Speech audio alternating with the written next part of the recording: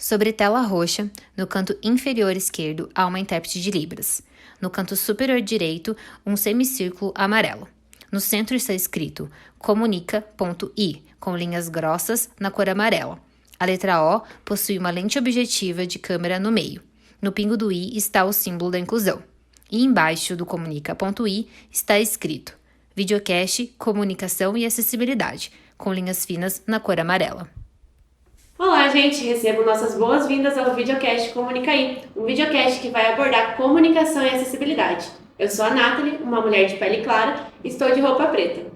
Vocês já pararam para pensar como é necessário hoje em dia, uma sociedade mais inclusiva, a gente tratar sobre questões que englobem comunicação e acessibilidade? Pensando nisso, a gente trouxe o advogado criminalista Leonardo. Seja muito bem-vindo.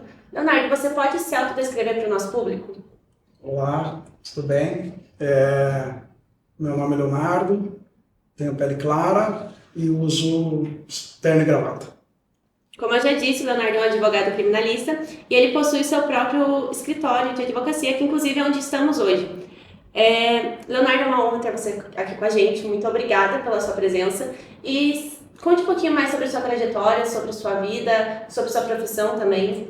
Eu que agradeço, primeiramente. Em relação à minha profissão, eu sou advogado criminalista, como você mesmo já disse. Atuo, então, na área criminal, mas voltado para a área criminal econômica, que são os crimes conhecidos como os crimes do colarinho branco, né?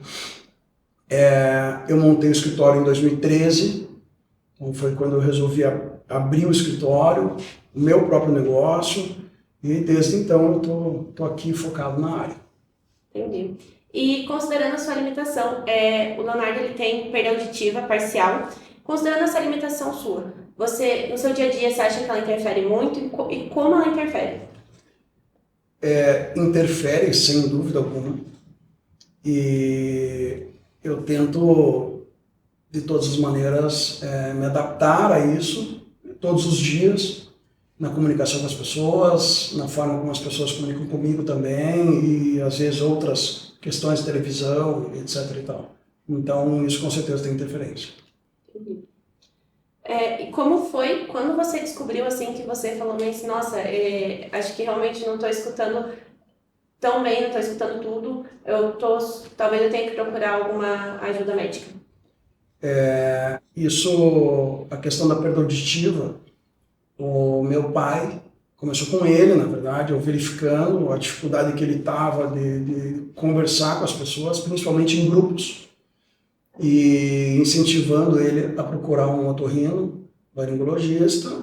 E o otorrino indicou para uma fonoaudióloga que fez um exame de audiometria e verificou que ele tinha realmente uma perda de surdez causada por ruído. E assim que ele retornou para casa, ele informou essa questão, né, contou, e imediatamente eu também procurei o médico, a mesma fonoaudióloga, também fui identificado com a perda auditiva. Isso você tinha mais ou menos quantos anos? Eu tinha uma média de 30 anos. Essa perda aconteceu na sua infância, correto? A perda, ela vem acontecendo. É gradativa. É exatamente isso, em razão da questão de ruídos, especificamente a questão de estampido de tiro. Eu sou praticante de tiro esportivo, não usava aparelho auditivo, não usava abafador, e isso foi levando à perda, né? Então, eu comecei a tirar muito novo, praticamente dos 18 aos 30 anos atirando sem abafador, ou usando muito pouco abafador, e aí levou a essa questão que eu estou hoje. Interessante. Você contou pra gente anteriormente que você optou por não aprender Libras. Você acha que... Por que foi essa decisão de não aprender? Assim, você acha que não tem necessidade? Você se adaptou bem sem? Como é? Então, como a minha perda ela é gradativa, né, ela vem acontecendo durante os anos, eu naturalmente fui aprendendo a me virar, a entender, a ouvir, a conversar com as pessoas sem Libras, né? Mas eu não tenho dúvida que se eu soubesse, iria me facilitar. Entendi. Sobre o aparelho auditivo, você acha que por você ter colocado ele há pouco tempo, não colocou ele desde pequeno, né? Tem crianças que já nascem com a perda auditiva, já nascem e já começam a usar desde pequeno, então acho que a adaptação talvez fique um pouco mais fácil, não sei como é, mas talvez sim. Para você acha que foi difícil essa adaptação ou foi tranquilo? Foi uma adaptação tranquila, principalmente em razão do aparelho adquirido, que é um aparelho de última geração, então isso eu acredito que facilite muito o retorno da audição, porque o aparelho, eu tenho uma perda média, né, na audição média, inclusive, em torno de 30% do esquerdo, 40% do esquerdo e 30% do direito. E o aparelho, ele corrige esta perda, ele não me deixa ouvir além do que o normal, digamos assim, né? Então ele apenas corrige a perda. Então eu acredito que nesse sentido facilitou. O que é muito difícil, inclusive com o aparelho, é a questão de ruídos, de conversas em ambientes abertos, com pessoas, restaurantes, por exemplo. Mesmo com o aparelho, ou eu regulo ele ali para diminuir o ruído, mas eu escuto mais abafado, ou eu peço para a pessoa falar mais alto, ou às vezes eu estou numa ponta da mesa, a pessoa está na outra, eu peço para vir para cá, porque realmente é complicado. Você encontrou ferramentas para te ajudarem no seu dia a dia, né? A gente aprende a se defender, né? Bom, Leonardo, a gente entendeu que você nem sempre fez parte da comunidade surda, assim, e até hoje você não se considera, né, que faz parte dessa comunidade. Veja, eu não me considero, talvez seja até um preconceito meu comigo mesmo, tanto que quando alguém pergunta, você é surdo? Eu falo, não, eu não sou surdo, eu tenho uma perda auditiva. A palavra surdez, para mim, me soa de uma maneira agressiva. Sim. Depois que você descobriu a perda auditiva, que você viu que realmente, assim, poderia ser uma limitação, como que isso afetou nas suas relações interpessoais? As pessoas mais próximas sabem da minha deficiência, da minha perda, e eu falo para elas, né, me ajudem, eu não estou ouvindo, não estou escutando, falo mais alto, você sabe que eu sou surdo, daí eu comento, assim, mas na intimidade.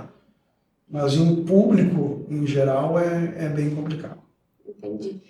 Você falou que a sua perda é gradativa. Eles deram alguma previsão de que vai aumentar mais ou não? Isso. Um dos motivos de usar o aparelho é a correção da perda, né? E o outro motivo é para que a perda não aumente, vamos dizer assim. Então, o médico disse, se você não usar, vai ficar cada vez mais surdo. Então, você tem que usar para que a doença não avance. Uhum. Foi mais ou menos essa... Você assemelharia, então, ao óculos de uma pessoa? Exatamente isso. Exatamente isso. E que conselhos você daria para quem está enfrentando a mesma coisa que você, que está sofrendo, que está começando aí com a perda auditiva e tem essa previsão também de perder um pouco mais? O que eu diria é procure um médico imediatamente, não ter vergonha de procurar, de ir atrás, de se informar e, se for recomendado, usar aparelho. Eu tenho um tio que também tem o mesmo problema que eu de perda. E no início ele foi muito relutante com essa questão de usar aparelho. Eu não vou usar aparelho, não vou usar aparelho. E eu insisti bastante com ele nesse sentido. Então é uma pessoa próxima que eu vi que criou uma barreira nesse aspecto. Mas no final deu tudo certo. E eu falei da Libras anteriormente. Queria saber se você acha que você não optar por não saber Libras mesmo acaba tendo um preconceito. Tipo, como assim? Você tem perda auditiva mesmo? Você não sabe Libras? Você nem procurou para saber? As pessoas elas se questionam, né? As pessoas perguntam, mas você é surdo mesmo? E eu falo, sim, olha aqui o aparelho. Então é a maneira que eu tenho de me defender de falsas acusações, vamos dizer assim, sim, de que talvez eu não esteja inventando, esteja aumentando, coisas nesse sentido. E você acha que a sociedade ela tem caminhado a trazer coisas mais inclusivas e acessíveis para todos? Ela está indo assim para esse viés e está conseguindo? Eu acredito que a sociedade está evoluindo nesse aspecto, mas falar que a sociedade conseguiu absorver tudo isso, na minha concepção, não é uma verdade. Eu sinto muita dificuldade, inclusive na questão do meu trabalho, da minha profissão, quando eu, às vezes, em audiência, que estou ouvindo testemunhas, principalmente por vídeo, nessa época de pandemia foi feito basicamente tudo por videoconferência, Então, dificulta realmente. Né? A pessoa fala, às vezes a gente não entende, daí insiste na pergunta, o juiz não entende por que você está insistindo na pergunta, tem que explicar. Então, eu acredito que ainda a sociedade precisa evoluir nesse aspecto. A gente fez várias pesquisas antes de chegar aqui e gravar o videocast. E a gente queria saber se o visual ele impacta muito para você. Uma das coisas que a gente viu é a questão de batom escuro, assim. Até por isso eu optei por vir de batom mais escuro nas duas gravações dos episódios. Mas outros aspectos visuais, assim, você acha que interferem para você? Não, eu acho que não. Eu não vejo dessa maneira. Eu não encaro a questão desta forma, entendeu? Uhum. Mas você não acha, assim, que o fato de você ter uma perda auditiva acaba aflorando ou melhorando outros sentidos? Ah, isso com certeza. Sem dúvida alguma. Quando eu assisto um filme, por exemplo, eu foco na legenda, porque é a forma que eu tenho de suprir essa questão da altura, do volume do som ali, né?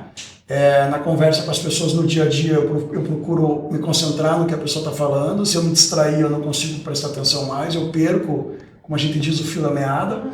Então, eu procuro olhar para a pessoa, tentar fazer uma leitura labial. E, às vezes, numa frase, que eu não escuto a frase inteira, mas eu escuto uma ou duas palavras, eu acabo pincelando isso e interpretando da maneira que eu quero, e isso às vezes gera confusão, inclusive. Mas é a forma que eu aprendi a lidar com essa situação. Falando um pouco sobre o nosso videocast, ele tem a iniciativa de trazer pessoas para falar sobre questões de deficiência e promover realmente a acessibilidade através disso.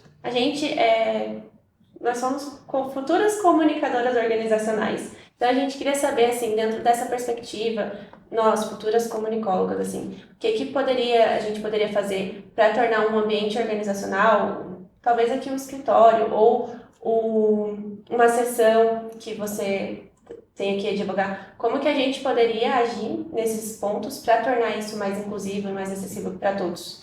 Eu acredito que é a questão da conscientização. Primeiro de tudo, as pessoas têm que se conscientizar que existem pessoas na sociedade que têm essa perda auditiva, que têm essa deficiência, né?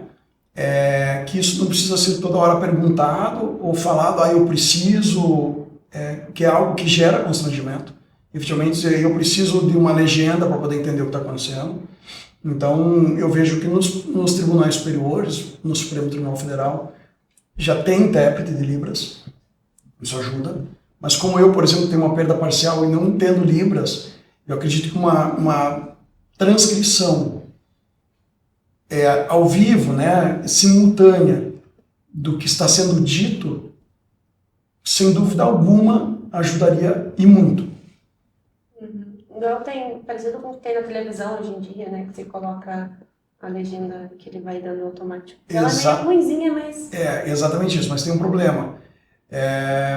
A legenda não necessariamente ela condiz com o que está sendo dito. E aí isso é uma coisa que incomoda muito também.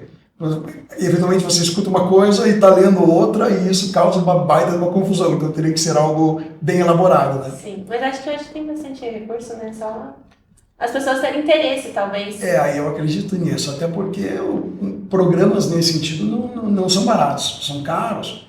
Então qual que é o interesse que os poderes, o governo tem de gastar dinheiro com isso? Por isso que eu disse, primeiro eles têm que se conscientizar dessa necessidade, para depois dar o próximo passo, que seria adquirir isso e oferecer para todos. Perfeito. Muito obrigada pela sua presença, Leonardo. A gente encerrou. Foi muito gratificante ter você aqui conosco. Muito obrigada mesmo, de verdade. Meu nome, o nome das meninas também. E é isso, gente. Obrigada por assistirem o videocast Comunica Aí. E é isso. Sobre tela roxa, no canto inferior esquerdo há uma intérprete de Libras. No canto superior direito, um semicírculo amarelo. No centro está escrito comunica.i, com linhas grossas na cor amarela. A letra O possui uma lente objetiva de câmera no meio. No pingo do I está o símbolo da inclusão. E embaixo do comunica.i está escrito Videocast, Comunicação e Acessibilidade, com linhas finas na cor amarela.